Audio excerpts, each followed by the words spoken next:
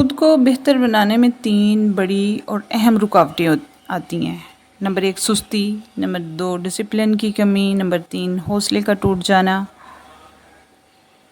Number 1 پہ جو سستی ہے اس کا حل بھی ہے۔ اپنے دن کا ایک شیڈول بنائیں، چھوٹے چھوٹے ٹاسک سے شروع کریں۔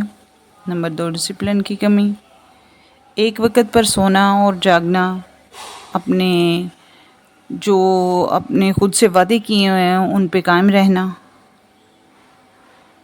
نمبر 3 ہمت ہار جانا، حوصلہ ٹوٹ جانا۔